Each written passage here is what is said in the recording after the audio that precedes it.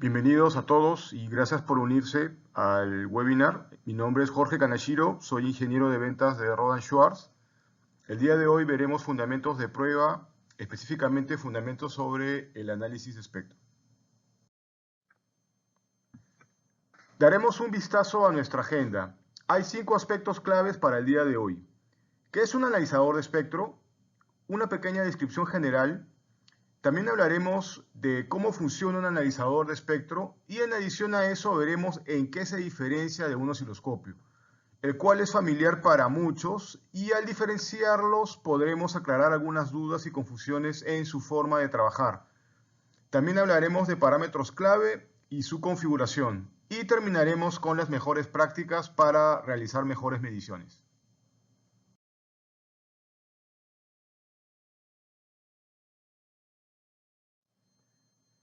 Comencemos con ¿qué es un analizador de espectro?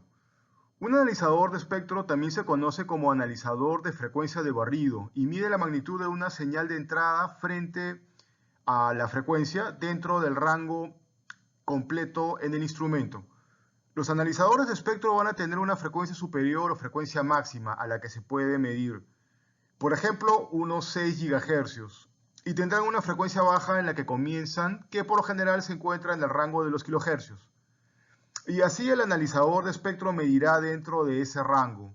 Verá a menudo en esta presentación el analizador de espectro abreviado como ESPA. Si ve estas abreviaciones, sepa que estamos hablando del analizador de espectro. En esta presentación vamos a hablar sobre algunos de los ajustes típicos y lo que significan. Por ejemplo, a menudo escuchará a la gente hablar sobre la frecuencia central o del intervalo.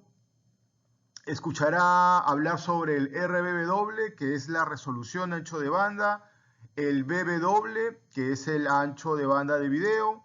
Hablaremos de niveles de atenuación y niveles de referencia. Todos estos términos son ajustes críticos dentro del analizador de espectro. Y entonces surge la pregunta, ¿para qué se utiliza un analizador de espectro? Bueno, se puede hacer muchas cosas. Búsqueda de armónicos, espurios, se puede observar la frecuencia y la amplitud absolutas o relativas, se puede mirar la potencia dentro de un ancho de banda específico. Existen una serie de medidas diferentes que se pueden hacer y hablaremos sobre algunas de ellas.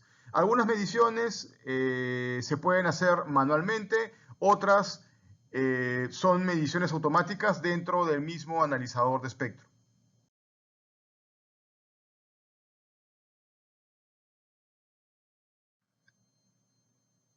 Hablemos un poco sobre lo que hace un analizador de espectro. Como mencioné antes, los analizadores de espectro en realidad son instrumentos en el dominio de frecuencia. Lo que te va a mostrar es la potencia versus la frecuencia. Y esta es de lejos la medida más fundamental en un analizador de espectro. Como se muestra este diagrama de potencia frente a frecuencia. La mayoría de los analizadores de espectro también permiten automatizar ciertas mediciones, como por ejemplo la profundidad de modulación, la intercepción de tercer orden, etc.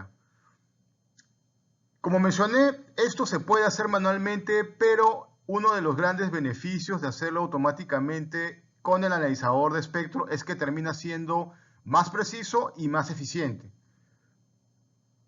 Ejemplos como el ancho de banda ocupado o la relación de fuga en canal adyacente. Los analizadores de espectro también pueden demodular señales vectoriales. Entonces, si estás interesado en LTE, 5G, Wi-Fi, podemos analizar la estructura y el contenido de estas señales. Claramente, hay muchas cosas que podemos hacer con un analizador de espectro. Lo que vamos a centrarnos en esta presentación es realmente la potencia frente a la frecuencia. De nuevo nos apegaremos a lo básico y de ahí es donde vamos a pasar la mayor parte de la presentación del día de hoy. Entonces, mencioné anteriormente que relacionaremos esto con los osciloscopios y también hablaremos un poco sobre las diferencias. La mayoría de la gente está bastante familiarizada con los osciloscopios y un osciloscopio te muestra la señal en el dominio del tiempo. Entonces, lo que ves en el dominio del tiempo es la forma de onda a lo largo del tiempo. Y como todos sabemos, las formas de onda se componen de varias señales multitono diferentes. Y ahí es realmente donde entra en juego el analizador de espectro. El analizador de espectro, en lugar de mostrarte la amplitud en el tiempo, como te lo mostraría un osciloscopio, mostrará la amplitud sobre la frecuencia y te mostrará todas esas señales multitono diferentes en el dominio de la frecuencia que conforman la forma de onda real que está siendo captada con el analizador de espectro.